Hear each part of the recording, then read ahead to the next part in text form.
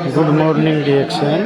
मैं दुबई करामा ऑफिस में आया हूँ और ये डिएक्शन प्लेटफार्म पे काम करता हूँ। मेरा नाम मिराजुद्दीन है और मैं घूमने के लिए आया हूँ। थोड़ा आप लोग भी देखिए कितने लोग इसमें काम करते हैं और कहाँ कहाँ से हैं। हम उम्मीद है कि आप लोग भी ठीक होंगे और अभी आपको ऑफिस में भी दिखा रहा हूँ कितने लोग काम करते हैं।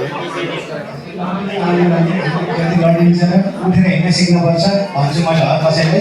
किनकि म यहाँ अरू कोही नआए नि म जब तक हुन्छु मेरो म जिउँदो भए त दुबईमा नि आउँछु दुबई छन्दरी र नेपालमा मेरो घरको नजिकै पर्छ 10 मिनटमा। भाग्यले दिएर होला यहाँ 10 मिनट हिँडेर आउन सक्छु र डिएक्सनमा आइरहेको छु अहिलेपछि बिचमा पढक चाहिने। त्यही भएर धेरै भन्नुहुन्छ डिएक्सन गर्न गाह्रो छ, तर यति गाह्रो छैन। हामीले बाहिर किन्ने सामान मात्र चेक गऱ्यो भने एकदम सजिलो हुन्छ।